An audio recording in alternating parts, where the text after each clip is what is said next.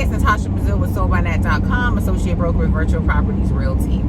Today's video is going to be for buyers. So a question that I get from buyers is, who should they contact to get pre-approved? Who should they go through for financing? Some have the question, should I contact a bank or a lender or a broker? They have those type of questions. So this rant is going to speak to that question. Big banks, big banks, big banks, big banks. When I refer lenders to buyers, I never refer big banks.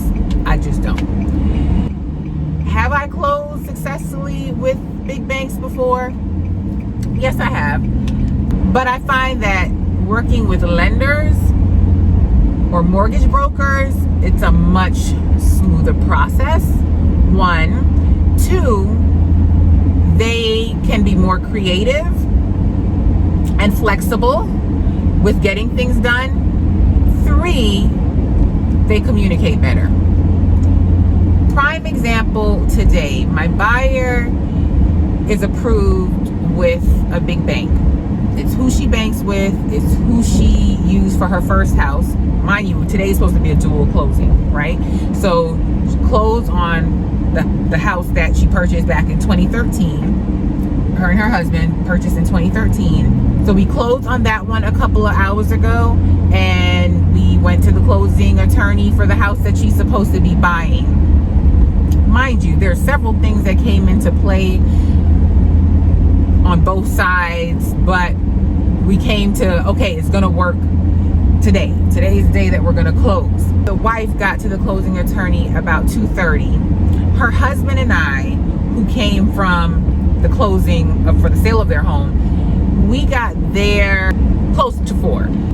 We've been sitting there just waiting for this packet that's supposed to be coming through. This packet from the bank, the lender, the bank, to close. At 4:45, the closing attorney comes out. He's like, I'm getting kind of worried because they close at 5. We still don't have this packet here, and they're not responding to us. Can you guys go ahead and make a call, and maybe they'll, AKA put some fire under their behinds? She calls, I call the loan officer, which is your first point of contact, straight to voicemail. Oh, let me say this. With big banks, you don't get their phone numbers. You don't get their cell phone numbers, their direct numbers. So you're calling this 800 number and you're putting in an extension and it's going to voicemail. So that's another big issue right there. Like, I need to have the cell phone numbers of my lenders. That, and then 2, they work, 9 to 5. At 5, you're not reaching them. Once they're closed, they're gone. They're not responding. And what happens on weekends? Because those big banks, they're closed on weekends. They're not flexible. And buyers and agents, like, we're out there doing a lot on the weekends, putting in contracts, seeing houses. I might need an updated pre-approval letter. Like, I need to be able to reach you. Keep in mind, I don't expect people to work 24/7 every day, but there are some industries where you need to be a little flexible. Banks are not going to be flexible at all. So one, call the loan officer, voicemail. Buyer calls the processor, voicemail. Finally gets the third person on the phone. I want to say the closer. I'm not even sure where she fits into it, but so many parties. And you can tell she's stressed. She's apologizing, saying she's waiting on the underwriter to get back to her, and she basically, her hands are tied. She can't do anything because she's waiting on the underwriter. So I get that she's doing everything that she can do, but my biggest thing is, you knew this. We're sitting here. This buyer has been sitting here since 2:30, and you just have a sitting. Like, then they work they're on Pacific time, they're in Arizona. So whatever time that is, we're on Eastern time. So that's another thing. So you pick this lender online, and they're not even in the same time zone as you. So where this big bank is saying, we're still working on it, hello, it's 5 o'clock here. The closing attorney's closing. Like, our shot of closing today is done. It's those are the kind of things that you have to keep in mind when you're picking a lender, or two, when your agent tells you, here's a list of my preferred lenders, contact them. You know, this is why they're telling you those things, because they're trying to avoid these kind of hang-ups that happen on the back end. Because keep in mind, every loan officer is great in the front end. All right, everyone is great. No, the loan officer is not your only point of contact. If you have your processor, you have underwriters, that's a different beast right there. Underwriters remind me in The Wizard of Oz, when they went to the castle or the palace, and behind whatever screen shadow room, this a loud voice, but it was this little person sitting there calling all the shots. To me, that's what I have in my mind for underwriters, because they are the person sitting up high and is in control of everything. And the loan officer and the processor, you think they all three work together, but I'm getting that the processor and the underwriter, like, they are over it too with underwriters sometimes, unless they have a good relationship with underwriters. So that's another thing to ask, like, do your underwriters, work in the same building as you? Do you have a relationship with the underwriters that you guys have? Like, are you able to contact the underwriters? These are all valid points and things to consider when you're picking a lender. Whew. Oh my gosh. So yeah, it's 5:30 and the second closing is not happening today. I can be flexible for the most part, but my buyers, she started a new job today, got off of work and came straight there and sat for a couple of hours. Like, she's already on edge on wanting to close and needing to move, and just to sit there.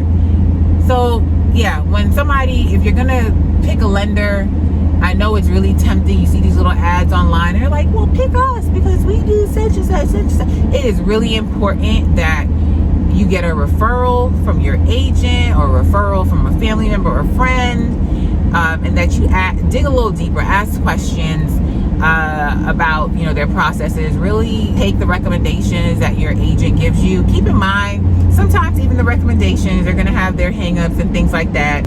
Every buyer situation is different. Everything's not going to be perfect, but at least they have some kind of relationship and rapport with them. The last thing that I'll say about this is that early on, my buyer realized that they were not very good at communicating. Like, she'd send an email, not get an answer. She'd call, it'd be a while before she'd get a response. I had already realized, like, me getting through to them was not very effective, and that's huge, because in this market where it's multiple offers, and if you're dealing with a savvy listing agent, that listing agent is reaching out to that lender before they accept your offer. And if you submit an offer on the weekend, they can't speak to that lender. Or if you get a lender that doesn't answer the phone or doesn't call back, they can't speak to the lender to give them confidence in the seller picking your offer.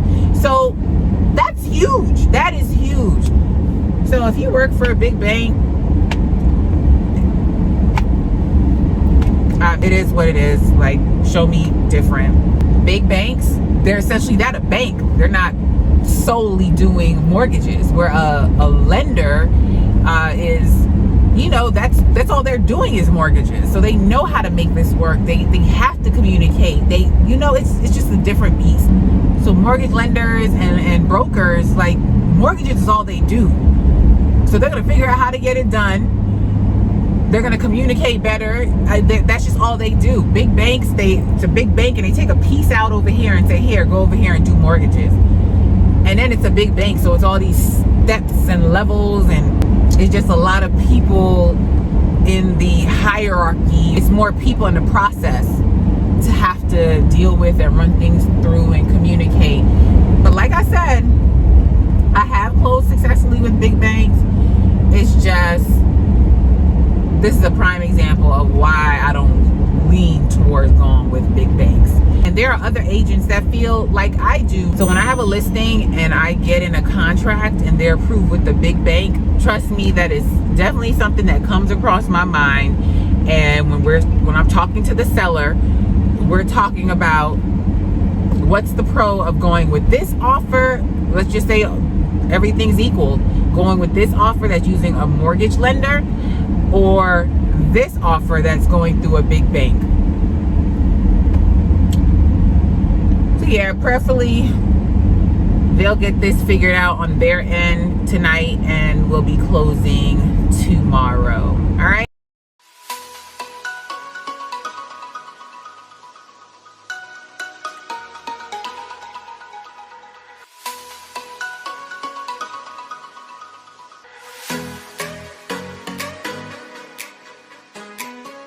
All right. Hope you enjoyed this video. I know it's rantish, but it's real. It's real in real estate. Please go ahead and give this video a thumbs up. Please go ahead and subscribe if you haven't done so already. And yeah, hope you're doing well. Have a positive, peaceful, and productive day.